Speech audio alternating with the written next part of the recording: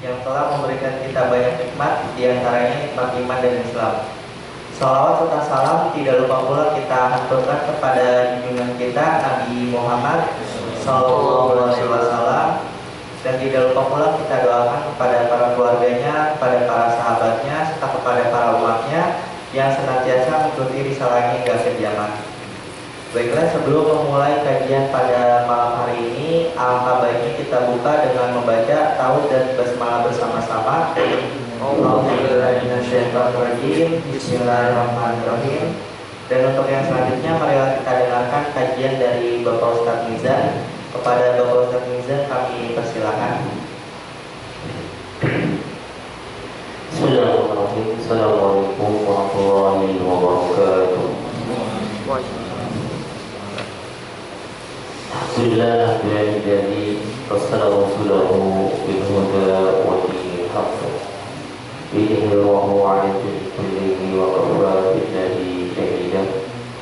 Asyhadu an la ilaha illallah wahdahu la syarika lahu wa asyhadu anna Muhammadan abduhu wa rasuluhu la nabiyya ba'dahu.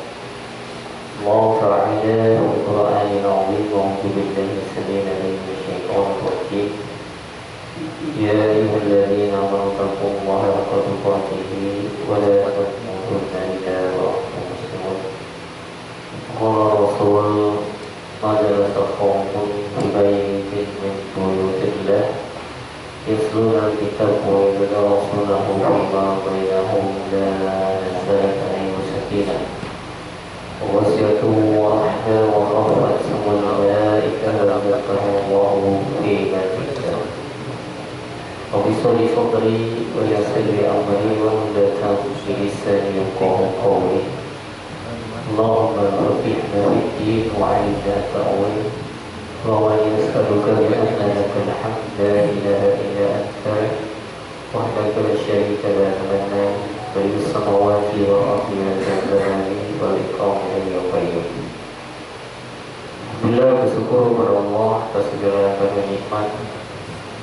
Terus Allah limpahkan kepada kita semua, terutama nikmat keistiqomahan di dalam nilai-nilai ketaatan, menjadi jalan perjuangan untuk kita bisa mempertahankan sampai akhir kita. Sebab amal soleh adalah perbendaharaan dalam kehidupan akhirat. Kata Nabi, "La tadkhiranna min al-ma'ruf syai'an." Jangan pernah meremehkan kebaikan sekecil apapun, sebab itu akan menjadi kebanggaan akhirat nanti. Sebaliknya, jangan menganggap remeh dosa sekecil apapun, karena itu bisa jadi warisan. Belum tentu orang tuanya yang susah, bisa jadi ke anaknya.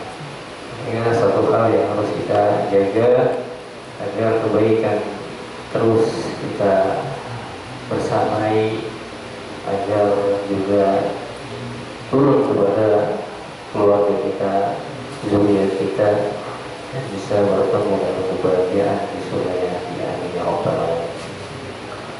Pada kesempatan di malam hari ini izinkan Al-Fadhil kembali untuk menjasa mengajak kepada ikhwas sekalian. Berzakir, kata Allah, fa inna zikratan fa'ul mu'minin. Dosa beri peringatan, sebab peringatan itu akan berdampak baik kepada orang-orang mukmin. Dan peringatan sebagai orang mukmin tidak lain adalah Al-Quran maupun As-Sunnah. Karena itulah peringatan yang terbaik. Di dalamnya ada syariat, ada petunjuk dan larangan yang harus kita jalankan dalam kehidupan. Dan Rasulullah bahkan menyampaikan bagaimana seorang mukmin ini menjadikan Al-Quran sebagai huda linnas wa bayyinatin huda wal furqan, petunjuk jalan kehidupan bagi umat manusia. Bahkan di dalam surat Yunus ada dua undangan. Satu undangan Allah di dalam surat Yunus, dan di ayat lain ada undangan manusia. Dan itu manusia di sini mereka yang menjadi pasukan tentara dari kalangan setan. Jadi dalam surat Yunus Allah katakan, Wallahu yad'u ila daris salam. Jadi Allah itu mengajak hamba-hambanya itu kepada ad-dar as-salam. Jadi kadang dalam bahasa Arab itu digabung Darussalam, tempat yang penuh keselamatan. Atau lagi dinar itu dua kata juga, din dan nar, agama dan api. Maksudnya apa? Urusan duit kalau nggak amanah diancam sama api, di neraka jahanam. Jadi seperti itu diterang menurut bahasa Arab begitu kaya manfaat hikmah di dalamnya. Dan kemarin kita sudah membahas terkait sikap orang mukmin mesti memiliki rasa takut. Salah satunya ialah ketika bermaksiat. Maksiat ini yang kemarin sudah kita bahas di poin pertama ialah menjadikan orang itu terhalang dari ilmu Allah. Jangan kaget banyak orang yang ngaji bertahun-tahun gitu, banyak hafalannya, banyak dakwahnya, tapi kok tidak melaksanakan ilmu yang dia hafal, yang dia paham. Sebenarnya apa? Mereka itu terhalang dari ilmu, karena ilmu itu apa? Laisal hafidh, bukan hafalan. Laisal qalam, bukanlah yang ditulis. Tapi ilmu itu adalah yang menumbuhkan rasa takut kepada Allah. Innama yakhshallaha min ibadihil ulama. Semuanya orang yang dengan ayat yang dia tahu, ayat yang dia paham, bahkan mungkin dia hafal, tidak ada ukurannya dia dikatakan orang yang berilmu kecuali tumbuh rasa takut kepada Allah. Nah, rasa takut ini kemarin kita bahas ada di 3 kondisi. Pertama, takut ketika ada maksiat, maka dia lalu tidak merasa nyaman. Makanya orang yang maksiat itu kayak tinggal di suatu bangunan yang runtuh. Antum lagi taklim di sini, tiba-tiba temboknya udah retak-retak, terus semennya udah rontok-rontok, atau bangunannya goyang-goyang, kira-kira nyaman gak? Enggak, kenapa? Karena bisa jadi tiba-tiba ambruk. Walaupun dalam taklim, ya, kalau meninggal kan syahid kan insya Allah, tapi kadang nggak khusus juga gitu. Dan itulah maksiat. Jadi berada dalam satu bangunan yang siap ambruk kapanpun. Makanya tadi jangan sampai takhirotnya baru syai'an. Jadi jangan menganggap remeh sekecil apapun kebaikan. Antum menanam kebaikan hari ini, mungkin antum nggak ngerasain manfaat di dunia. Oh ternyata nanti kebaikannya turun ke anak. Itu bisa jadi loh, anak antum yang solihah gitu, kemudian dilindungi Allah, karena itu efek dari apa? Kesolehan orang tua turun kepada anaknya. Bagaimana kata Imam As-Sadiq dalam asarnya, beliau mengatakan, Inna as-salaha walidina bil ilmi wal amali, bil ilmi wal amali. Sesungguhnya kesalehan orang tua dari ilmunya yang diamalkan, a'zamul asbab bisalihi dina awladihi, menjadi faktor yang paling besar menjadi kesolehan seorang anak. Jadi PR besarnya perbaiki orang tuanya dulu, baru Allah turunkan kepada anaknya. Bahkan para tabi'in, orang-orang terdahulu setelah masa sahabat, dikisahkan ada seorang ahli ibadah begitu taat pada Allah, begitu tunduk pada Allah, rajin bangun malamnya, rajin baca Qurannya, rajin majlisnya, sampai kawannya terkaku-kaku. Masya Allah, antum begitu baik ketaatan. Apa yang antum harapkan dari amal antum yang antum lakukan? Apa jawabannya? Semoga kesolehan saya nyampe ke anak. Gitu. Jadi ada kita untuk kamu harus hafal 30 juz. Oh, sosial kamu sudah hafal 30 juz. Kamu belum 1 juz. Dibandingin sama anak, lah bapak hafal berapa? Kamu nggak beda. Abi hafal berapa? Abi berapa juz?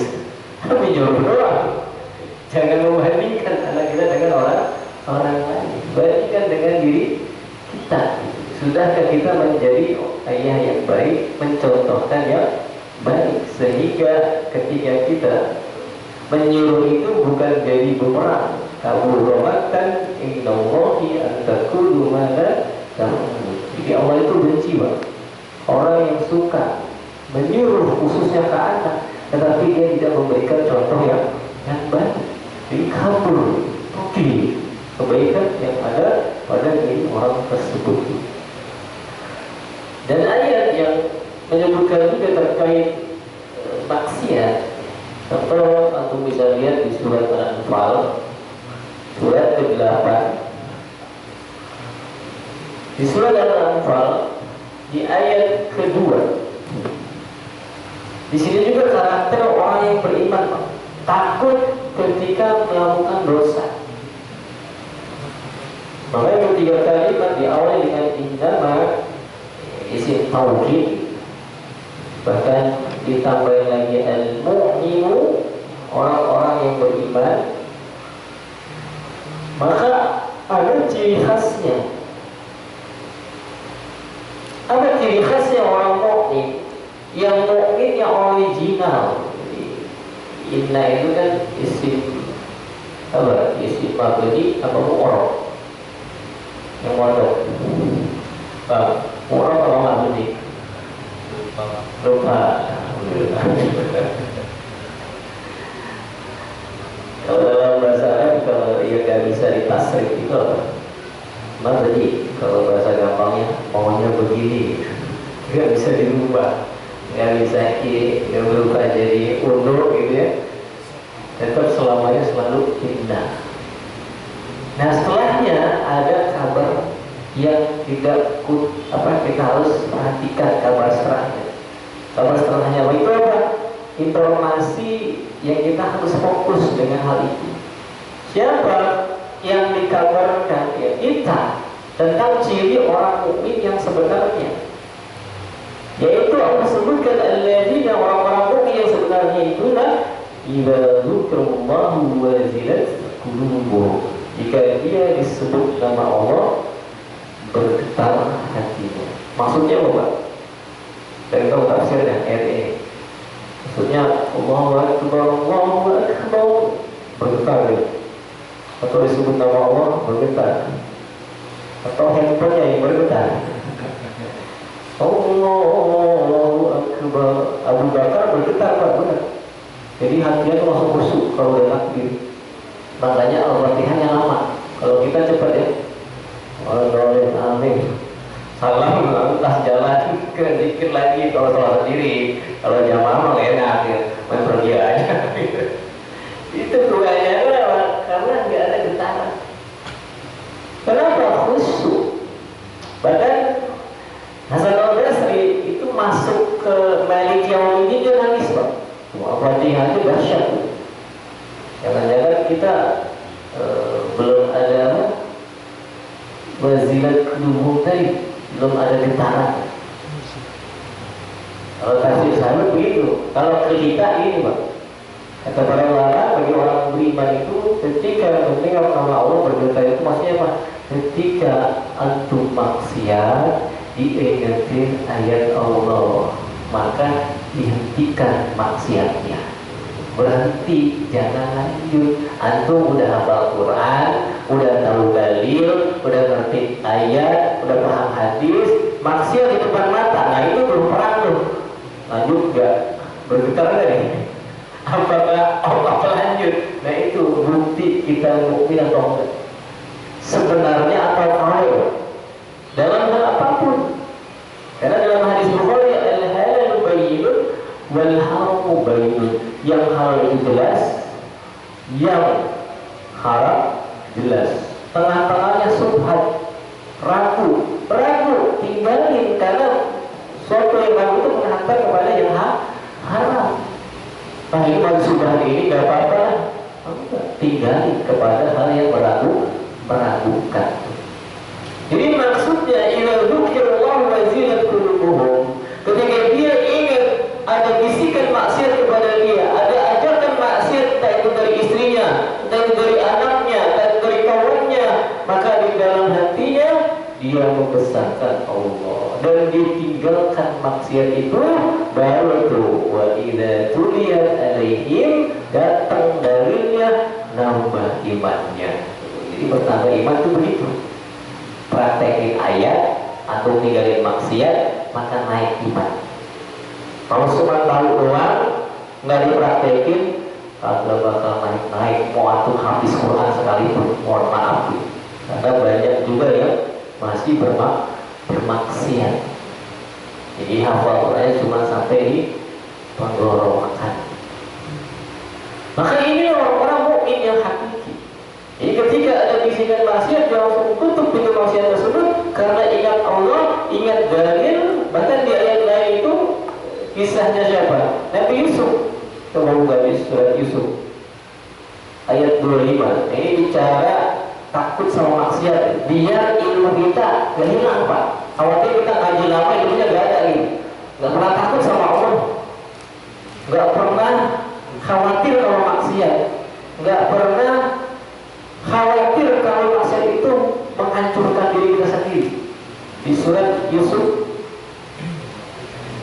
surat 12 ayat 24, maaf 24.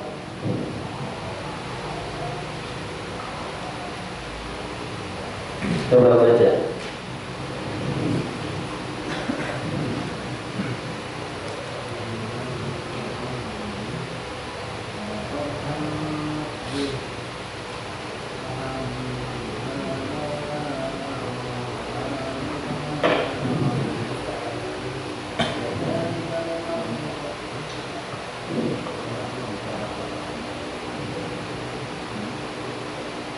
Walaqad hammat bihi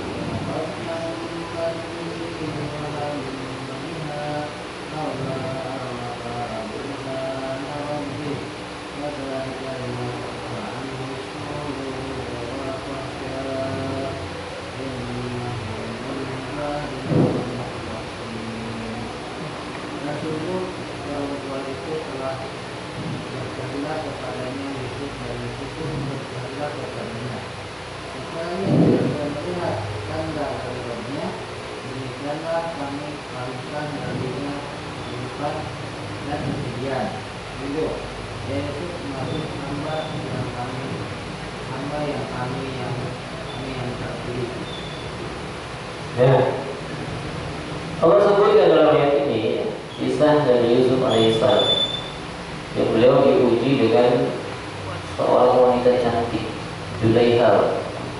Kalau kita lihat tafsirnya itu, Zulaiha itu wanita cantik, bahkan cantiknya ditambahin dandan yang normal-normalnya luas gitu. Pakai minyak wangi sewangi-wanginya, pakai pakaian sebagus-bagusnya, cuma pengen godain Nabi Yusuf. Ketika di satu kondisi Yusuf dan Zulaiha itu berada di satu kamar, cuma berduaan doang. Normalnya cowok gitu, yang lihat cewek suka nggak, apalagi cantik. Normalnya loh, soalnya itu bernormal. Kalau normal pasti suka gitu. Nggak normal gimana ya? Maka bersuka, timbul rasa cinta.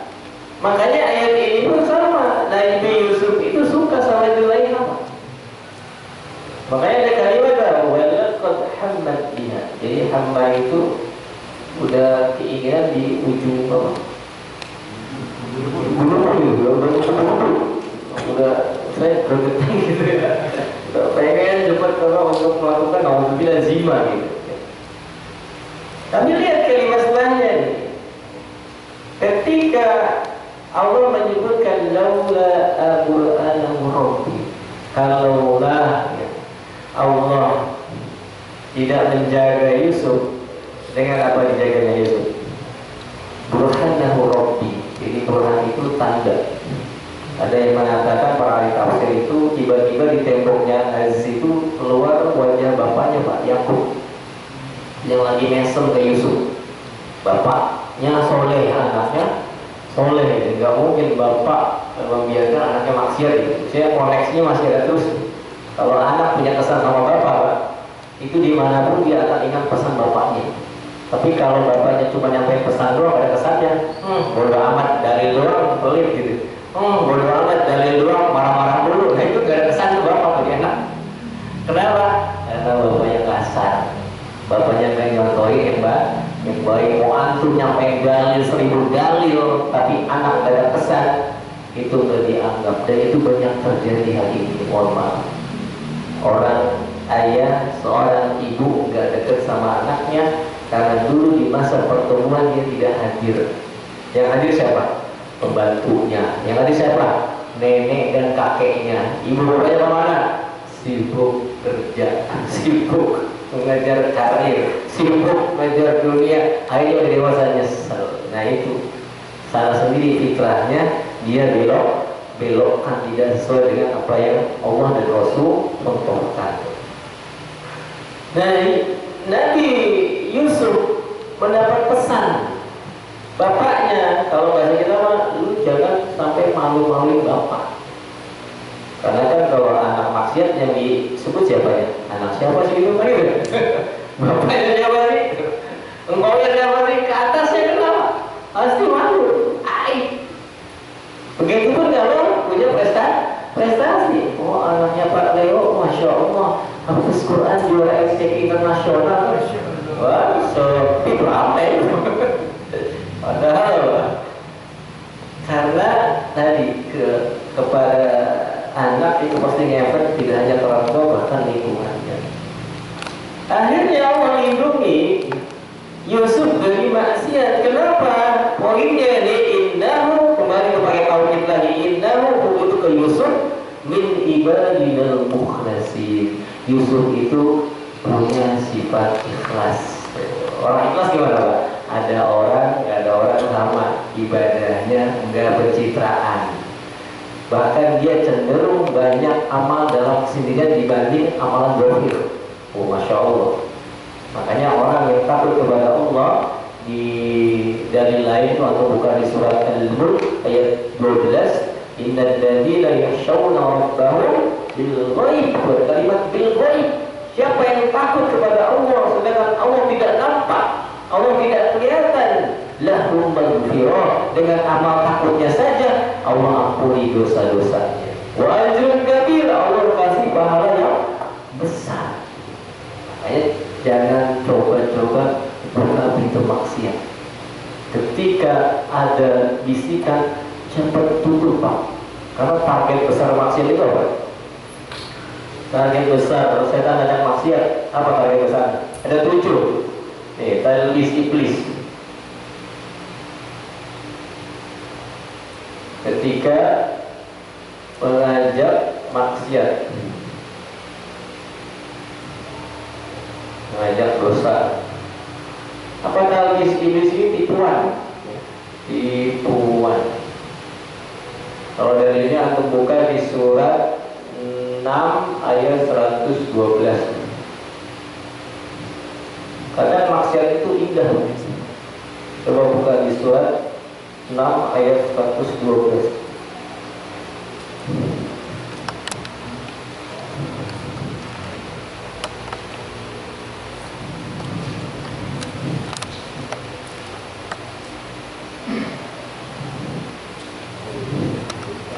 وكذلك جعلنا لكل نبي عدوا شياطين الإنس والجن يوحي بعضهم إلى بعض زخرف القول غرورا ولو شاء ربك ما فعلوه فذرهم وما يفترون.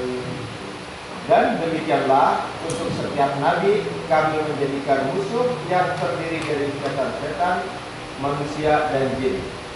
Sebagian mereka membisikkan kepada sebagian yang lain perkataan yang indah sebagai tipuan. Dan kalau Rabbmu menghendaki, niscaya mereka tidak akan melakukannya.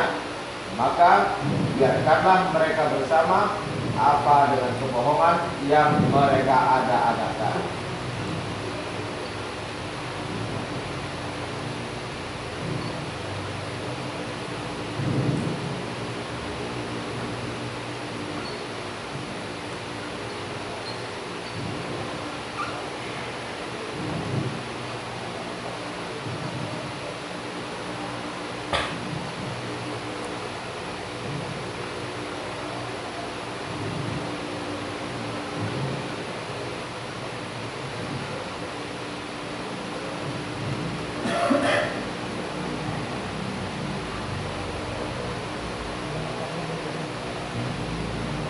Nah, ini 7 talbis iblis di dalam kitab Ibnu Qayyim. Talbis itu apa? Di sini kalimatnya qauli gurura, tipuan. Tipuan yang dimana pasukannya itu dua, minal jin wan nas, jin dan manusia. Wa kadzalika ja'alna likulli nabiyyin adwa. Kami, kata Allah, kabarkan ada setiap nabi itu ada musuhnya. Nabi punya umat, umatnya juga sama, dapat musuh. Nah, musuhnya ini punya apa? Target besar 7 hal ini. Paling pertama itu murtad, keluar dari agama Allah. Antum punya anak murtad, udah di surga ketemu Pak, neraka kekal. Atau bapaknya yang murtad, gak ketemu sama anak, atau neneknya yang murtad, gak ketemu sama anak. Makanya Nabi aja gak boleh doain pamannya kan ya. Nabi itu gak boleh doain anaknya. Kenapa? Karena sudah beda server. Kalau di dunia mah boleh, selama masih hidup. Semoga Allah kasih hidayah. Dan kalau sudah murtad nggak bisa. Karena murtad ini adalah dosa yang besar. Allah sebutkan di surat An-Nisa ayat 48.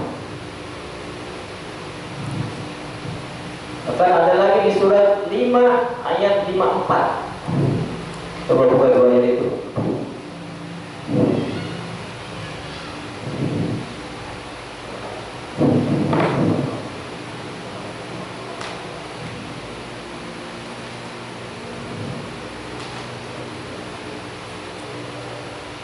Surat An-Nisa 48 silakan dibaca.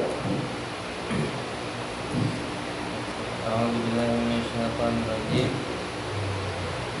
Innallaha la yaghfiru an yushraka bihi wa yaghfiru ma duna dzalika liman yasha. Wa man yusyrik billahi faqad iftara itsman 'azima. Sesungguhnya Allah tidak akan mengampuni dosa karena mempersekutukannya syirik, dan Dia mengampuni apa itu dosa yang selain syirik bagi siapa yang Dia kehendaki. Barang siapa mempersekutukan Allah, maka sungguh dia telah berbuat dosa yang besar. Wala yaghfiru.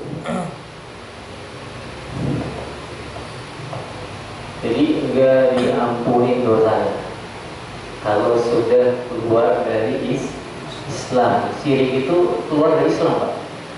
Menduakan Allah, ada ilah selain Allah. Makanya pembatalan keislaman ada berapa? Ada yang tahu? Pembatalan wudhu tahu ya? Pembatalan puasa tahu? Pembatalan keislaman belum. Pertama apa? Syirik. Keluar dari Islam. Kata kedokteran syirik gak? Punya jimat syirik gak? Percaya ramalan syirik gak? Percaya rizki dari selain Allah syirik gak? Antum minum obat, yakin obat yang nyembuhin syirik gak? Antum gak kerja, gak dapet rizki, syirik gak? Gak kerja, gak dapet rizki. Antum gak kerja nih, gak dapet rizki, syirik gak? Gak kerja, gak dapet rizki Pak? Dapet Pak. Dari mana? Nah, inilah rizki, dari takwa. Wa may yattaqillaha yaj'al lahu makhraja. Siapa yang bertakwa kepada Allah, Allah datangkan rezeki dari arah yang tidak dia sangka. Oh, Masya Allah, Imam Malik sama Imam Syafi'i beda tuh masalah rezeki. Ini khilaf gitu ya. Jadi maksudnya rezeki itu enggak dari selalu kerja, dari mana pun bisa datang. Saya kalau nggak kerja, dari mana saya dapat rezeki? Masih itu hati-hati dulu. Seolah-olah dengan kerja itu sumber rezeki. Sehingga apa, kalau nggak kerja nggak keren. Kalau datang nggak jelas katanya. Nah, hati-hati, itu kata-kata Pak, kata Nabi. Kalau kita nggak atur dengan tauhid, itu kadang banyak yang menyimpang. Bahkan kita lihat lagu-lagu pop Indonesia gitu kan ya. Lagunya siapa yang sirik? Ayo. Banyak yang hafal lagu. Banyak. Nah ini hati-hati. Lagunya Dewa sirik kan? Hidupku tanpa cintamu, bagaimana mata bintang. Apalagi lagunya si Noah, lagunya yang jadul yang orang tua belum klasik Pak. Itu banyak yang membawa kepada kesirikan tanpa sadar. Makanya banyak orang nangis nyanyi tapi nggak pernah nangis baca Quran. Oh ngeri ya? Khusyuk dengerin lagu sampai menetes air mata. Tapi baca Quran, Allah 5 menit tak Allah. Kata Allah, orang yang bersih hatinya tidak akan tersentuh dengan maksiat, sebaliknya akan dekat dengan Quran. La yamassuhu illal mutahharun. Tidak akan bisa nempel Quran kepada orang yang tidak bersih hatinya di surat Al-Waqiah secara konteks pemahaman. Makanya di ayat ini, innallaha kata Allah la yaghfiru an yushraka, tidak akan mengampuni dosa syirik liman yasha, bagi orangnya. Tapi Allah mengampuni dosa selain syirik. Jadi ini maksudnya apa? Yang dibawa mati.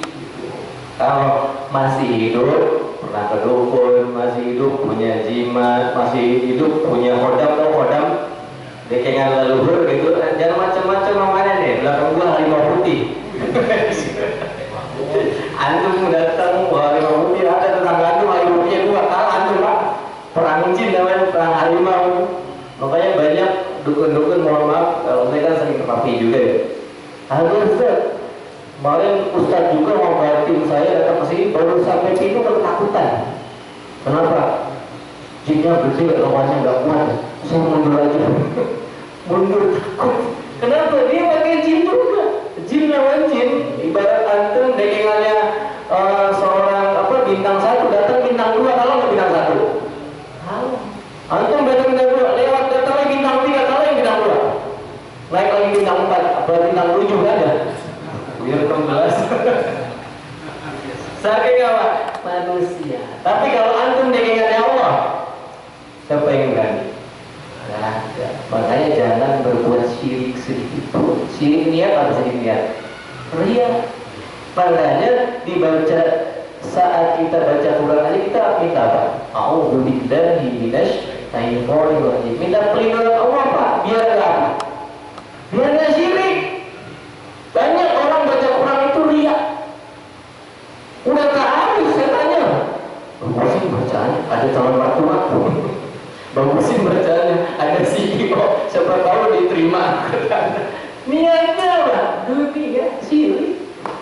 Makanya kalau sudah syirik, maka rusak semuanya. La yahbaquna amaluka. Banyak dalilnya. Berapa kali surat 54 ya? Surat Al-Maidah.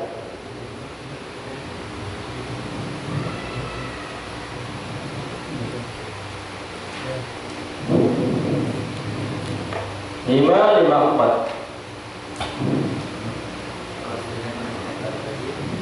Ya ayyuhalladzina amanu man yartadda minkum an dinihi fasawfa ya'tillahu biqaumin yuhibbuhum wa yuhibbunahu adillatin 'alal mu'minina 'izzatin 'alal kafirin yujahiduna fi sabilillahi wa la yakhafuna lawmata laim dzalika fadlullahi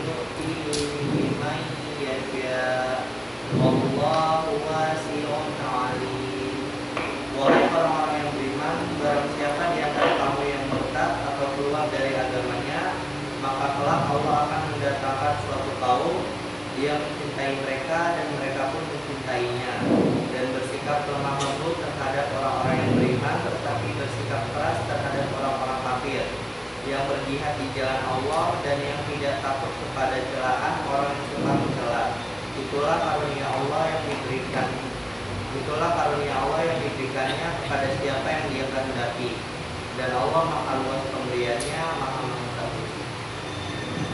Nah, jadi di surat Al-Maidah ini ayat 54 ini gara-gara berita puasa. Ini coba depan ayatnya, ya ayyuhalladzina amanu, wahai orang-orang yang beriman. Berarti wajib nggak kita pahami ini? Wajib. Jangan cuma hafal dari puasa doang gitu ya. Tidak dalil murtad, biasa aja tuh bisa balik lagi. Sekali-kali boleh murtad gitu ya. Nauzubillah. Jadi Allah katakan, "Ayyarda minkum an-dini." Hai orang-orang beriman, artinya peringatan nih, kita belum tentu istiqomah, Pak. Belum tentu. Jangankan kita, ada di zaman Musa seorang ulama Bal'am ibnu Bawrah yang dia kalau ngangkat tangan nih, ngangkat tangan doa langsung dikabul. Ada enggak ustaz zaman sekarang ngangkat tangan dikabul? Atau di sini ngangkat tangan langsung dikabul gitu? Saking dekatnya sama Allah. Ternyata enggak jaminan. Apa yang terjadi sama Bal'am? Murtad. Ulama di zaman Nabi Musa. Sampai ada para ulama kafir mengangkat ini orang calon jadi nabi. Calon jadi nabi. Allah mewafatkan sebagai orang yang tadi bayar tadabikum andini, keluar dari agamanya. Bahkan disamakan seperti apa? Sama seperti kalbi, seperti anjing. Asu, atau asu. Kenapa? Karena tahu dalil, tahu ayat, cuman dia lebih mementingkan hawa nafsunya, membela apa? Kezaliman. Makanya murtad, pembatal keislaman dari 10 salah satunya lagi apa tadi? Memerangi orang muslim. Memerangi orang muslim karena mendukung program orang kafir. Muslim tapi join sama orang kafir, itu bisa murtad. Nauzubillah. Nah, bantuannya si Bal'am apa? Cuman doain orang muslim biar kalah. Oh, coba gimana yang biayain kan ya? Mohon maaf deh, yang suka apa? Pakai produk-produk Yahudi gitu, atau yang sudah jelas itu pajaknya besar ke Yahudi, peruntukannya. Antum biayain tuh persenjataan mereka dengan biaya cukai yang warna rokok gitu ya, kan pajaknya besar. Di sini mah insya Allah nggak rokok ya. Di sini. Ayo, hati-hati, akidah berat ini Pak. Kenapa? Ikut nyumbang. Harta kita dihisab nggak? Dihisab. Tadi, "Faman ya'mal mithqala dzarratin khairan yarah, wa man ya'mal mithqala dzarratin syarran yarah." Maka sekecil apapun kebaikan, jangan sampai kita apa? Takut nggak bagus, dibalas Pak. Dan juga jangan nyaman sekecil apapun apa keburukan kita, jangan nyaman, pasti ada balasan. Apalagi ini bicara tentang hal-hal yang tadi membatalkan keislaman. Na'udzubillah wa na'udzubillah min dzalik. Jadi harus takut. Nah, kekhawatiran takut ini akan menumbuhkan roh keimanan yang dahsyat. Tidak kalau aku masih takut gitu ya, ya saya niatin ntar mau tobat. 11 tahun dari ini begitu. Jangan takut tapi nggak apa-apa lah, Allah juga mau mengampun, kan juga diampunin, bisa istighfar. Itu namanya ledek Pak. Kata Imam Nukaim apa? Orang yang tahu Allah Maha Pengampun punya kalimat ghafar tadi, ghafur, itu terus dia maksiat, sama saja dia sedang meledek Allah. Meledek Allah. Sudah tahu Allah mengampun tapi dari dia maksiat, antar juga diampuni, maka itu generasi yang jelek. Generasi ini bahkan tempatnya di surat Al-Araf juga dengan kita buka dari ini. Dari lain lagi nih, masalah murtad di surat 39 ayat 64 65.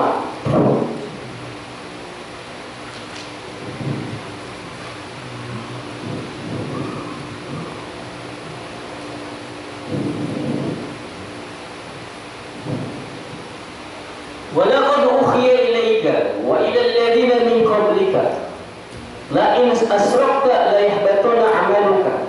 Kata Allah, dan sesungguhnya kami sudah wahyukan, kami terangkan di dalam dalil Al-Quran.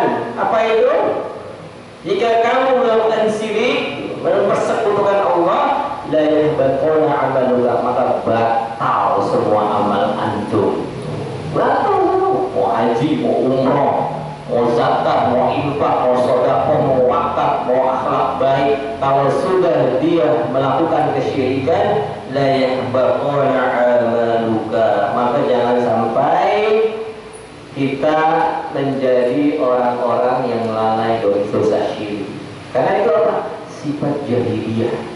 Di ayat 64-nya Allah katakan, "Qul afagharallahi ta'buduni a'budu ayyuhal jahilun." Katakanlah, apakah kamu menyuruh aku kepada selain Allah? Hei orang-orang okon, kan gitu. Ini penyeru-penyeru sini itu orang-orang okon, Pak. Dukun okon itu. Kenapa disuruh orang pintar? Yang datang okon, ya, mau dipintarin kan? Datang ke dukun, bawa mobil, dukunnya rumahnya udah apa? Mau ambil, masih percaya aja. Menentong sapi ya, ini ambil deh tanah di rumah saya, nanti pendem di rumah bapak, nanti rezeki mengalir deras. Wah, percaya sama dukun, yang dukunnya secara ekonomi lebih kaya yang datang kan itu. Logikanya di mana? Sampai kasus kemana? Siapa tuh kemarin yang bisa melipat gandakan uang? Itu kan orang-orang pintar kan ya? Tapi rusak akidahnya, menyangka rezeki datang dari manusia. Akibatnya apa? La yahbatuna amaluka, batal semua amalnya. Di zaman Nabi benar kayak murtad banyak. Itu yang bina Nabi. Ada sahabat namanya Rajal bin Umar. Beliau ini penulis wahyu, hafal Al-Baqarah, Al-Imran, An-Nisa, hafalnya banyak. Tapi di akhir hayatnya dia murtad.